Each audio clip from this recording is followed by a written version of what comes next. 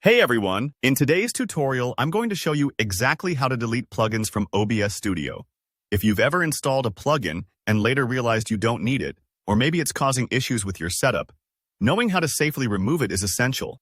By the end of this video, you'll be able to cleanly uninstall any plugin, making OBS Studio run smoother and keeping your workflow organized. Let's jump right in. Imagine you've got a plugin for live background removal. Maybe you installed it to try and get that crisp green screen effect, but you're not happy with how it works, or it's just not what you expected. The process I'm about to show you is essentially the same for any OBS plugin, so feel free to follow along no matter what you want to delete. First, we need to dive into your computer's file system. Start by heading over to your local disk C.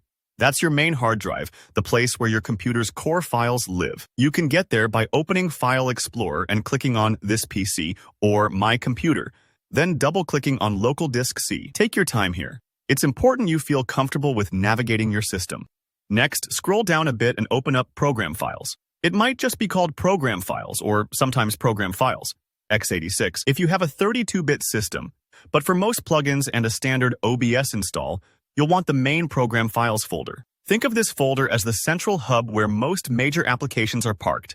Inside Program Files, look for the OBS Studio folder. That's your full installation of OBS, the command center for everything you do in your broadcasts or recordings. Open this folder, and you'll see a few subfolders, but the one we want here is called OBS Plugins. Go ahead and double-click to open it. If you're feeling unsure, don't worry. Just be careful not to delete anything else in these folders. Everything else in here keeps OBS running smoothly. Now, inside the OBS Plugins folder, you might see a couple of more folders labeled 32-bit and 64-bit. Nearly all modern computers use 64-bit versions of OBS, and most plugins are installed here. So we're heading for the 64-bit folder. Open it up, and here's where you'll find all those plugin files that OBS loads every time it starts up. Look through the list until you find a folder or file with the name of the plugin you want to remove. For this demonstration, it's Live Background Removal Lite. Plugin folders will almost always be named after their function, so if you ever forget the exact title, check your OBS plugin settings and it'll be listed there.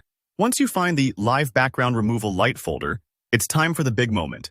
Deleting the plugin. Right-click the folder and choose Delete. You might need administrator access to do this, so if your computer asks for permission, go ahead and approve it. This part might take just a few seconds. Don't worry if your screen pauses briefly, it's just finishing the job. And that's all it takes. By removing the plugin folder, you've essentially told OBS Studio to forget all about that extra tool. The next time you open OBS, it'll start up just like usual, but without that plugin loaded in memory.